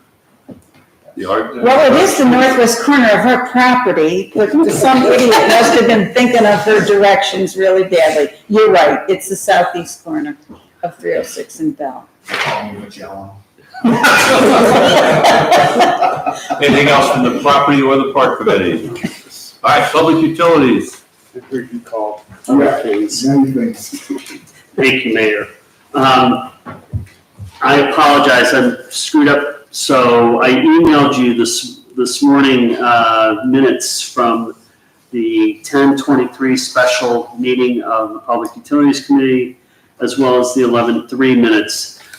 We've covered everything except just to say that we had a great presentation from Mike Wise and his son regarding solar panels. It was really well done, and gave us options to think about for that project. So it reopened our eyes to what we possibly could do. So we're going to continue to investigate that. And subject to Councilman Porter's comments, that concludes the report. Just one thing, it involves the street commissioner. I saw in your report, Tim, that the conduit from the service department building to the traffic light was installed. The conduit is installed underneath the ground, yes, but we're not done inside the building yet. Okay. And at some point, we're going to be able to extend the conduit or the cable under 306 and over to the corner lot, and then down eventually to the cemetery. Correct. Is the cabling under 306, what's the status of that? I talked to Perham Electric when they were doing the traffic light, and they said there's plenty of room in their conduit for us to run our lines through. When do we plan on doing that? Probably spring. Spring? Yeah. At that point, perhaps we'll be able to remove the meter. Correct. And that will reduce our Save money. cost, $100 a month or something like that? Correct. All right, thank you. That's all I have. Okay. We are now at ordinance resolutions. Chris, you're first, and then Christel, you got the second one. Introduce and consider for adoption an ordinance amending section 235.03 of the codified ordinances of the Village of South Russell, regarding State Treasury Asset Reserve of Ohio, Star Ohio program, the successor to the Ohio Subdivision Fund, designating authorized signatories of Star Ohio for the Village of South Russell, declaring an emergency, and waive further readings. Second. Roll call. Berger, Aye. Canton, Kavanaugh, Galicki, Aye. Porter, Bell. Move to adopt. Second.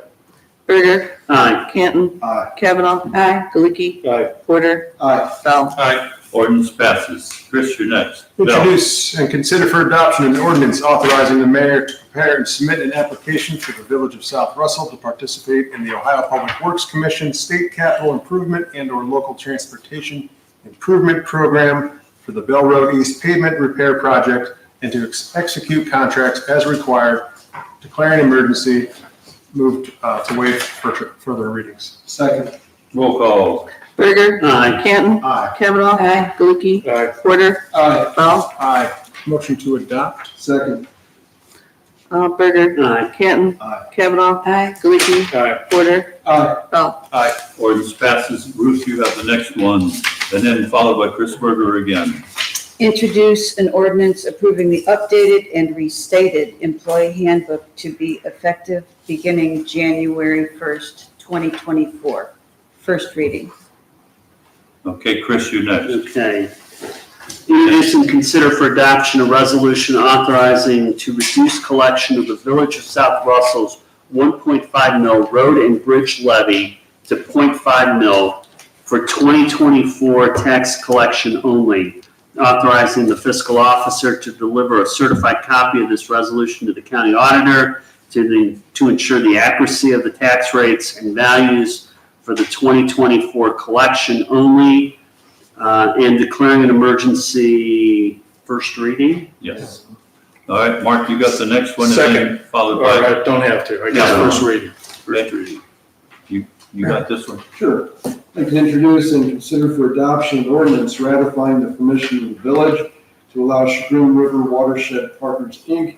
to provide further grant reporting administration for an amount not to exceed $1,249.44 for the 319H grant from the Ohio Environmental Protection Agency to the Village of South Russell for the Manor Brook Headwater Stream Restoration Project, authorizing the mayor to execute the amendment to the contract between the village and Chagrin River Watershed Partners, Inc., declaring an emergency, move to waive further readings. Second. Roll call. Berger, Aye. Canton, Aye. Kavanaugh, Galicki, Aye. Porter, Aye. Bell. Move to adopt. Second.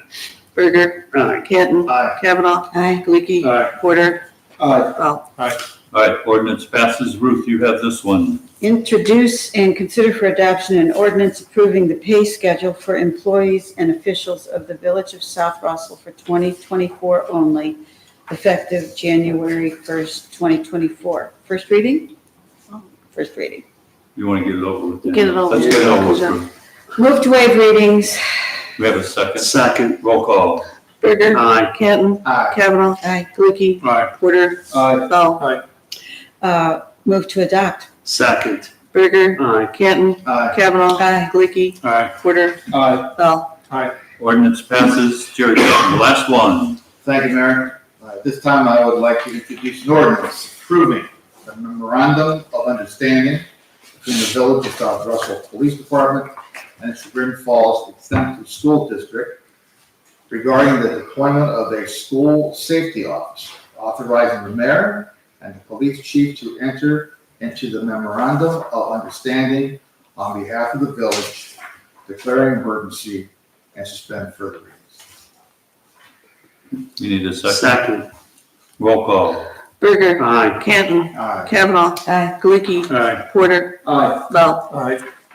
And move Move to to adopt. adopt. Second. Berger, Aye. Canton, Aye. Kavanaugh, Galicki, Aye. Porter, Aye. Bell.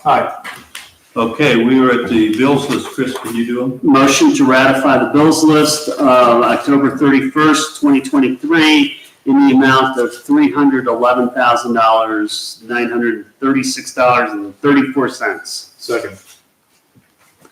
Discussion? All those in favor say aye. Aye. Opposed, motion passes. New other. Berger. None. Canton. Yes, thank you. I was at the Veterans Luncheon today, and nothing can humble you more than sitting with patriots. Very impressive. Kavanaugh. The only thing I wanted to add was that I did get one phone call on the sidewalks from Laura Goretta, and she was in emphatic no. Is she on property on the main road? there? They are, Off of East Washington, right? Woodside, I believe Woodside Road. That doesn't sound right. Deerfield, maybe. I think she also has a business, right, off of East Washington? Isn't she in? That's in Chagrin. This is their home. That's part of the rolling ridge. Yeah. And if I can add to, I've probably got, I think, 13 phone calls from residents regarding the evaluation, requesting that council takes an action.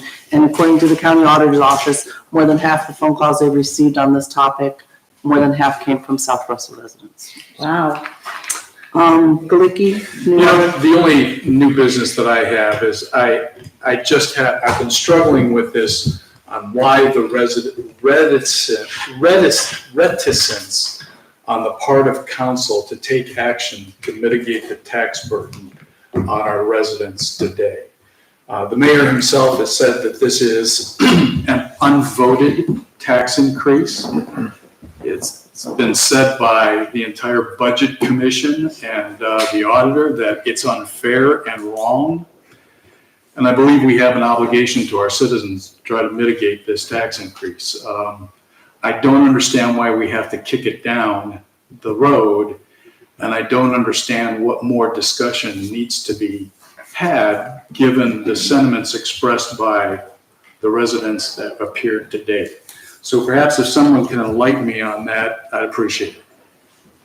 I don't think we're trying to avoid it, Dennis. I think that when you compare what we pay for the schools, which can't go away, and the mere fact that people move in and can buy an entire house at market price, pay to tear it down, and put something that's worth a couple $1 million, this has happened all over Southwest. Well, that's neither here And nor then, well, there. no, it's very much here, The because fact of the matter that's what is- raises your taxes. Please, come on. Yeah. Ruth, you had the floor. And Let's go. I believe that very much raises our taxes. Okay, your turn. Well, regardless of whether it raises the taxes, the village is faced with a situation where we're receiving a windfall increase in tax money on the backs of our residents of $195,000 this coming year. Is that correct, Danielle? Yes. And I guess. And, you know, I have the floor, Mayor. And the issue being that we have the ability as elected public servants to mitigate that impact with no effect to the village and no effect to the services, because we basically take that $195,000 that we're receiving from the mandated property reevaluation and lowering our collections from a levy for streets with a zero wash. So what's the issue here in terms of not wanting to provide that to our taxpayers? Can I speak to this, Mayor? Sure. Mayor has the floor. Sure. Chris, I'll give the floor to you. Thank you. Okay. I have no problem with mitigating the tax situation, but I think it's irresponsible of this body to move on that specific issue without having a budget for 2024 approved, to understand what our financial situation will be. And with the expectation that we walked in here this evening, we had a $1.5 million deficit for 2024 and did not know if we had the funds to cover that. And until that's resolved, I think making any decision about mitigating taxes is premature. And so I asked for 2 weeks to get a budget finalized so we knew what our numbers were. And then we called the county today to find out if November 27th would be acceptable to them which it is. So we're moving and we're doing this step by step as we should. And that's the reason we're not moving today. But the biggest step that it appears like we have not done is really taking a look at what we're asking for 2024 in terms of this $1 million deficit. To say, this is kind of frivolous, we really don't need this next year.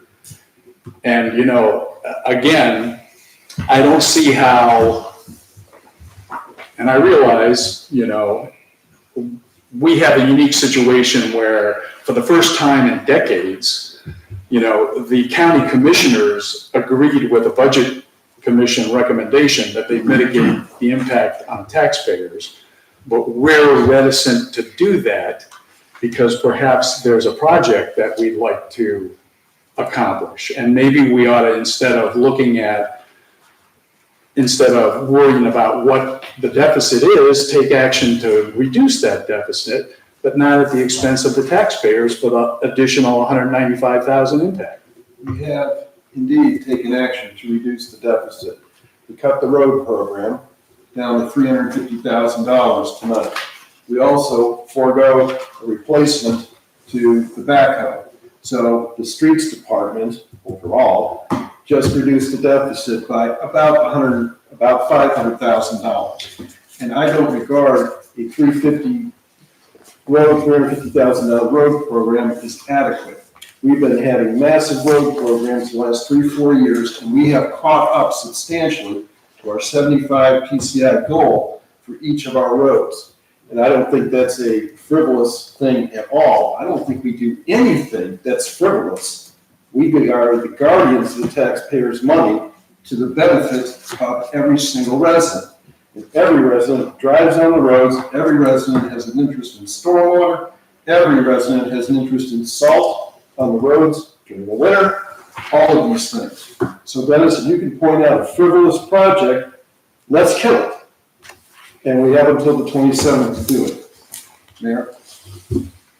Thank you. I would offer that, I would say, the job of taking a look at frivolous projects may be more clearly placed at the committee's levels. And I think there's enough room that we have the ability to cut some programs that we have recommended for 2024, or some purchases that we have recommended to 2024. And I realize that as a council member not sitting on many of these committees, that my opinion matters for very little. So I am enjoining council and members of various committees to take a look at how they can take a look at the proposed budget and make the cuts there and not, you know, put the burden on our taxpayers with additional taxes. Anybody else? Yeah, I'd say that my relief that we're waiting 2 weeks is quite simple. I just want more time to hear from the citizens whom we represent. A lot of people received the letter from the county commissioners late last week. Some received the letter from the auditor's office the next day. With all those things, there was also an extra step everyone had to take to get all the information, was to go to the auditor's website and see the real dollars that affects them. And I want to give people the time to actually take that step and then be able to get back to me with what their opinion is, because yes, we are stewards of their money, but I also want to know what their opinion on this matter is. So it's that simple for me. I wait another 2 weeks. I felt like I was rushed and I was actually relieved a little bit. I was stressing all day about this. So I'm glad we have 2 more weeks to hear from people. Anybody else? Just one final thought, $195,000 divided by 1,400 households. That's $150 per household, just straight math. So I'm gonna go on the auditor's website and see what happens to my taxes, and maybe I'll have a clearer idea of what that means to me. But perhaps it's a valuation, you know, the more the house is worth, the more you pay. So I will find that out, taking up Councilman Bell's suggestion to do so. Thank you. If anybody's still out there, I think this was one of our finest moments tonight. We had emotional issues, crosswalks, paths, taxes going through the roof. I think we handled it perfectly. I think We did not rush in. We learned about this on October 17th, less than a month ago. We did not just knee-jerk react. We took our times, we thought, we've covered all bases. We've overworked our employees on this issue, and I think we did a very right thing. I think on November 27th, there will be people here, and they're going to be very happy with whatever we do. I think they left here happy. I think they left here very confident, and everybody's sitting up here. I'd also add, Mayor, that our citizens approach this in a civil and practical manner. I guess I'm done too. Okay, Porter, new other, and Bell, new other. Yeah, really quickly, I just want my compliments to the HR committee, the fiscal officer, and everyone else who worked on the redlining this employee handbook. I was really impressed, and I did read it word for word, so. Good for you. I was that nerd. So. It was a good, it was fun.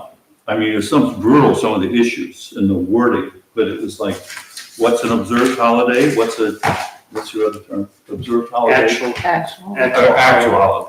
But, you know, you could get in A trouble. lot of things that we never actually Yeah. thought, that I hadn't thought of. Well, I really appreciate your efforts. Thank you. I'm sure the employees did. And just one other thing, congratulations to the mayor, Councilman Campus, and Councilman Berger on their reelection. Yes, hard fought fight. We have a motion to adjourn. Tough one, I got. So moved. Second. Berger, seconded by, moved by Porter, seconded by Berger. All those in favor say aye. Aye. Opposed? Motion passes. Thank you all. Thank you out there for your office. That's it. 2 hours. Solicit. The chief. Yeah. Remember that? That's a good idea. My mouth is when I get sticky, I can't talk. I start sounding. It's been like that all day, but I get allergies in the spring and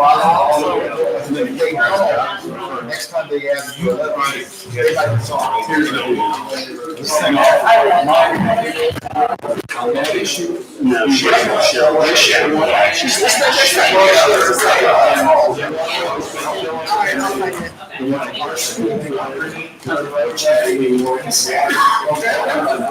Doesn't matter. You have to sign one of these.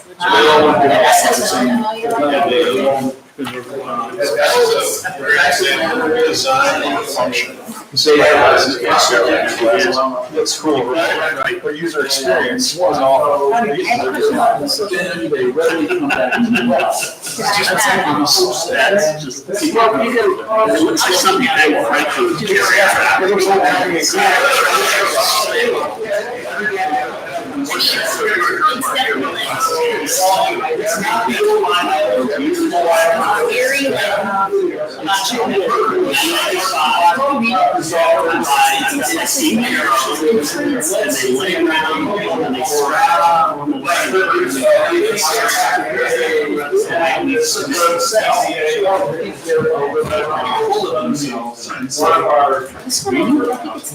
Instead of looking inside. Just look inside and say, oh, instead of saying, oh, you're gonna have to raise questions all over it. When Yeah, a little more possible to maintain the roadway. There's all my ball. One south of the highway. Roadway. Thank you. So I say, do they put a a lot of the roadway is there.